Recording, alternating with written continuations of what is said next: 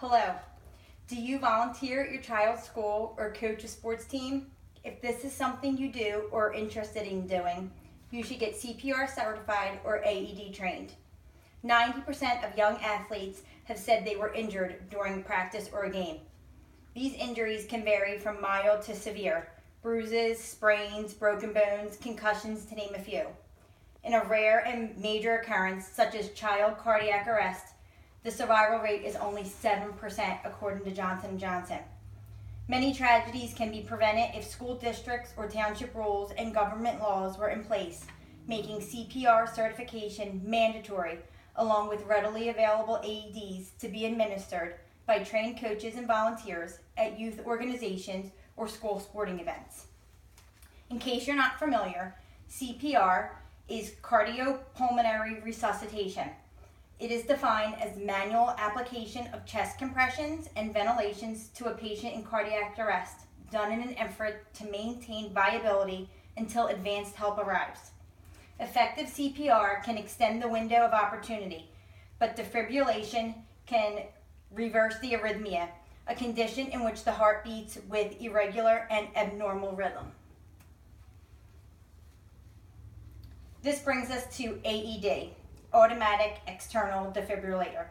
This device is used to send defibrillation by application of brief electroshock to the heart, directly or through electrodes placed on the chest. This portable defibrillator is designed to be automated. Voice prompts and visual cues are initiated when the machine is turned on. It is also not possible to deliver shock to a person who does not need it.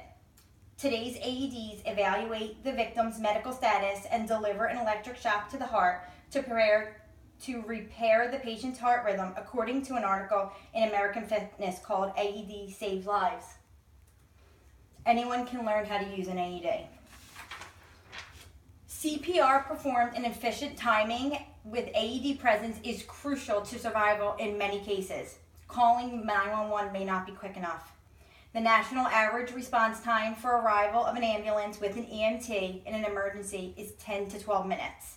In a book called The Importance of CPR and AED Safety Training by Jeff Walters, the chances of survival, even when performing CPR, decreases by 7 to 10% for every minute that passes waiting for an AED. CPR and AEDs form a chain of survival. Medical studies explained in the article School Health Medical Products for School Health Professionals states that AEDs are used within the first 3 minutes of sudden cardiac arrest increase the survival rate by 74%. We all probably heard the story of my friend's son, a William Tennant soccer player with a congenital heart condition he was unaware of, whose life changed when a soccer ball to the chest put him in cardiac arrest on the field. Thanks to trained CPR spectator and an ambulance present equipped with an AED, his life was saved. One study estimated that roughly 66 athletes die from sudden cardiac arrest each year. Among only NCAA athletes, most recent research suggests 9 deaths per year.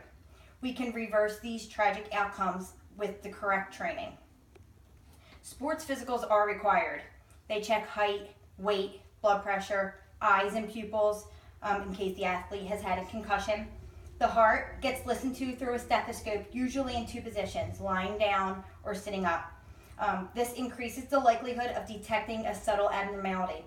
Although these measures are important in evaluating an athlete's risk for competing at certain levels, thorough screening has identified under 15% of an athlete's risk of some kind of heart defect, such as murmurs and irregular rhythms. Still, none of these tests can detect an underlying life-threatening condition. Once knowledge of training in CPR and AEDs is established, they can be put to vital use on and off the field if an occurrence was to take place. The idea of preventing such low-frequency events is thought-provoking. Despite the clear realities, public interest in this problem is high.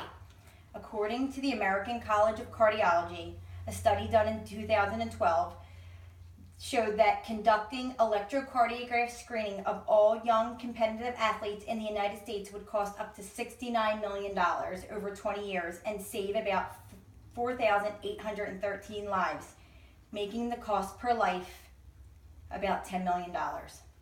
And with costly testing recommendations comes controversy. While the chances of an incident occurring is very low, the emotional costs associated with sudden death of an athlete are huge. It is the severe cases that prove the importance of CPR and AEDs needed in youth organizations. CPR and AED training courses are less than 4 hours long and cost under $75, and the certification can last anywhere from 1 to 3 years. The state of Pennsylvania requires many background clearances, such as child abuse, criminal check, for volunteers in schools and athletic programs. Yet Pennsylvania is one state that does not enforce CPR training of coaches or volunteers, AED presence, and ambulatory services at their sporting events. So in conclusion, I urge parents to get CPR certified.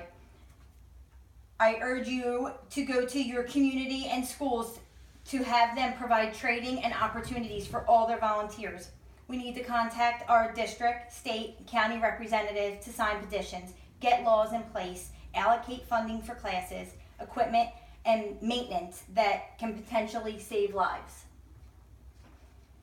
These training steps are needed in all schools by all faculty, staff, volunteers, even students and parents, because someone's life can depend on it. You can also contact the American Heart Association or visit their website to find a class near you. That's what I did. Thanks.